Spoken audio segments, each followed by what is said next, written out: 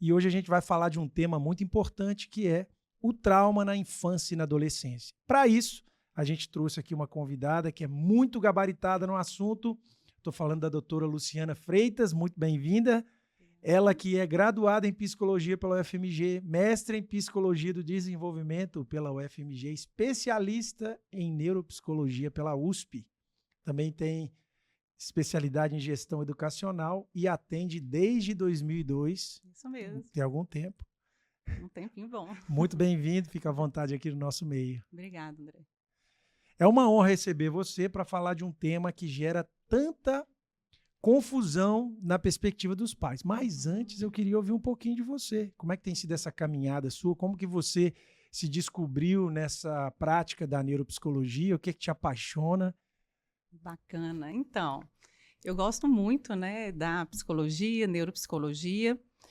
Descobri esse talento, essa vocação, desejo de estudar psicologia na adolescência. Eu escutava muito que eu era boa com crianças, que eu tinha habilidade com crianças, e isso foi um motivador. Eu pensava em trabalhar com crianças, não sabia exatamente a área, mas à medida que foi chegando ali a época da decisão, eu tive certeza que era psicologia, e foi uma escolha assertiva, vamos dizer assim. Estou muito feliz nessa área. Muito bom. E hoje a gente está falando aqui sobre o tema do trauma na infância e na adolescência, e eu acho que nesse primeiro momento a gente poderia conceituar. Sim, O sim. que, afinal de contas, é o trauma? Ok. Então, o trauma é uma experiência emocionalmente negativa, duradoura, intensa, que vai afetar frequentemente o desenvolvimento dessa criança, né, ou do adolescente que vivencia o trauma. E o trauma, a gente fala desse valor negativo, emocionalmente negativo, mas ele afeta todas as áreas da vida da pessoa, né, da criança. O aspecto físico vai alterar o comportamento, e esse aspecto físico é um fator importante quando a gente pensa no trauma, né? Frequentemente, as crianças vão se queixar de dor de barriga, elas perdem o sono, reclamam de palpitações. Então, existem vários efeitos físicos também, além dessa vivência emocional. Ansiedade, medo, né, o estresse intenso, tristeza. Então, existem vários sinais, vários indicadores de que essa criança ou adolescente pode ter vivenciado um trauma. O trauma, no caso, seria uma reação, uma maneira que a pessoa reage a um acontecimento. Tem que ter um acontecimento conectado ao trauma? Sim, tem que ter um acontecimento. E esse acontecimento, ele pode ser, ele é um acontecimento para a criança objetivo, né, como uma experiência de um divórcio, pode gerar um trauma, ela pode ter vivenciado um acidente automobilístico, ela pode ter visto algo que para ela é muito ruim. Então, tem que ter algo objetivo. Agora, as interpretações é que podem ser diferentes, né? Uma criança pode passar por um acidente automobilístico ou ver e vivenciar um trauma, para ela isso ser traumático, e uma outra criança não. Então, a gente tem que ter cuidado que existem os eventos que são naturalmente mais associados a um trauma, vão trazer essa emoção negativa, mas algumas pessoas podem não vivenciar na mesma intensidade. Então, isso, às vezes, leva a interpretações, ou algumas pessoas podem minimizar o efeito de uma situação para uma pessoa, porque ela acredita que ela interpretaria de uma forma diferente. Para ela, tem um valor menor emocional, né?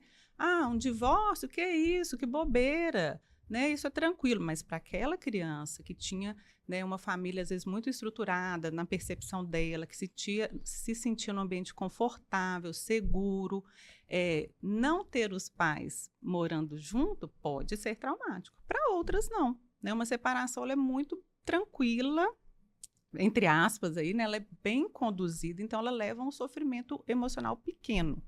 Mas pode acontecer de um sofrimento emocional maior por esse mesmo motivo. Você falou sobre várias consequências. Eu escutei física, emocional, a gente fala de cognitiva também? Sim, com certeza. O trauma, ele frequentemente leva a uma consequência cognitiva negativa, como desatenção, né? Então, quando você vivencia um trauma, geralmente vem acompanhado com uma ansiedade, uma hipervigilância E aí aquela criança ou adolescente, ele vai focar a atenção praticamente toda naquele evento que é entendido para ela como ameaçador, né? Então, estou passando por um divórcio, né? Os pais, naquele ambiente, ele está em alerta. Aí eles conversaram hoje? Não conversaram? Vai ter agressão? Não vai ter? E aí ele está voltado para aquele evento. Daí tira a atenção dele de outras situações do dia a dia que são adequadas, né? Pode tirar um tempo e a atenção para uma atividade escolar, né? Pode tirar o tempo e a atenção para um relacionamento social. Então, afeta com frequência a atenção e a memória, né? Tem estudos que relacionam muito o trauma com a memória, porque existem áreas do cérebro, né? Ali do sistema límbico e do hipocampo que estão conectadas e que são alteradas na vivência do trauma. Então é uma coisa que pode dar um efeito duradouro na vida da criança, pode bloquear uma série de questões físicas, emocionais, cognitivas, e se não for tratado, isso pode se arrastar. Exatamente. A questão é que é muito importante que a família fique muito atenta aos sinais, porque a criança ela pode tentar esconder.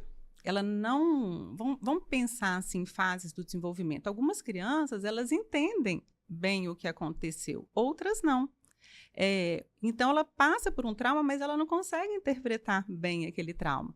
Então, ao longo do tempo, isso pode se arrastar, porque ela vivencia uma situação muito negativa, ela não consegue processar, ela não consegue falar sobre aquilo, mas o estresse ela está vivenciando, o medo ela está vivenciando, e aquilo vai se prolongando se ela não tiver uma pessoa que esteja atenta, observando, para buscar auxiliá-la, né? Então vamos falar dessa atenção aí, porque a doutora falou dos sintomas. Eu estou muito interessado nisso, porque a gente vive num tempo em que tem os extremos, né? Aqueles que falam, não, isso não é nada não, deixa para lá, e aqueles que, ai, olha lá, ficou triste. Então, eu creio que tem famílias que estão com crianças, talvez, vivenciando um trauma e talvez não estão atentas a isso. Qual que é, o que observar? Quais coisas uma família que está assistindo aqui deveria ficar atento para ligar o sinal de alerta e falar assim, opa, aqui vale a pena uma atenção. Que sintomas são esses? Sim, a gente vai pensar nos sintomas físicos primeiro. Vamos falar da criança que o sono reduz, ou ela começa a acordar muitas vezes à noite. É um sintoma de ansiedade, muito frequentemente associado a um trauma.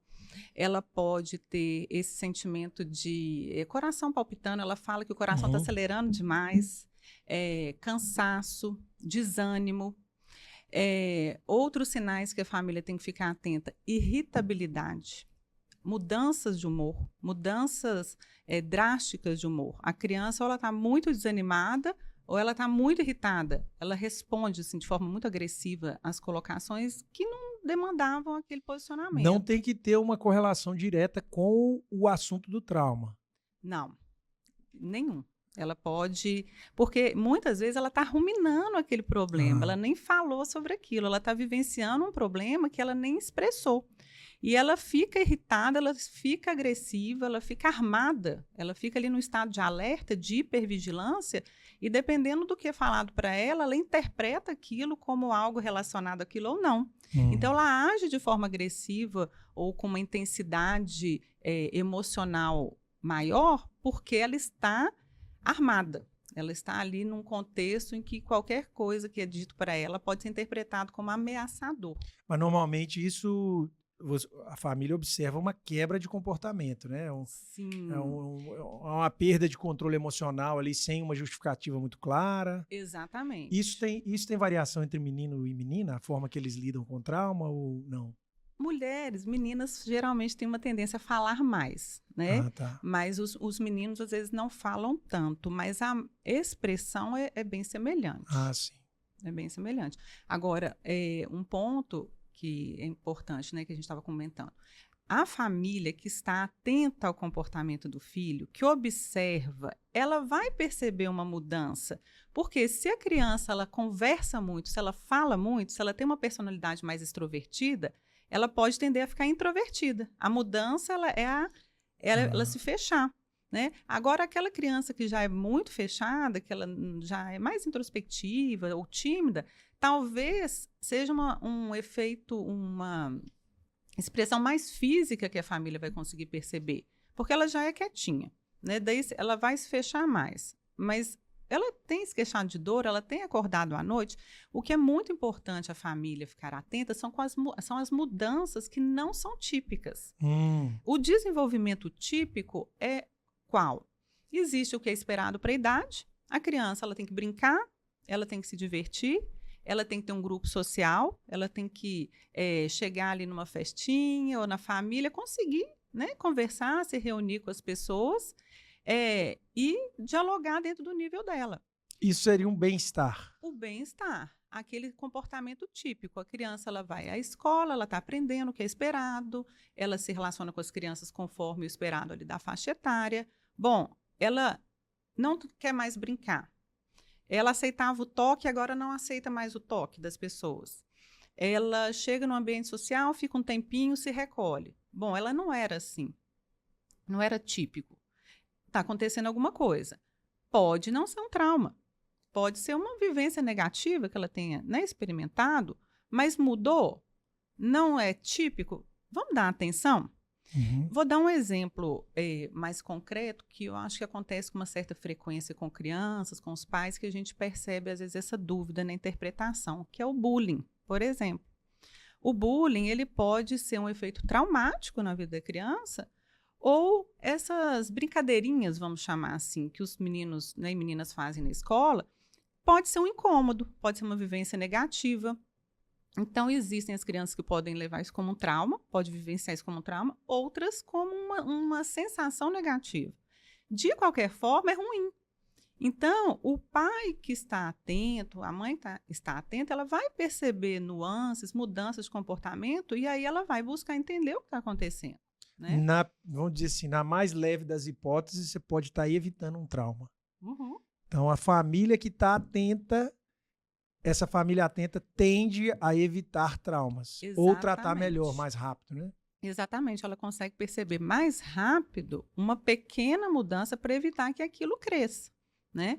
Então, eu já acompanhei um caso, né, de uma criança que o bullying começou e muito no início a família conseguiu identificar, mas porque geralmente o bullying precisa de ter um adulto presente. É muito difícil uma criança e até um adolescente sozinho resolver o bullying. Então, ou alguém da comunidade escolar precisa perceber e ajudar, ou os pais, né, pela mudança do comportamento.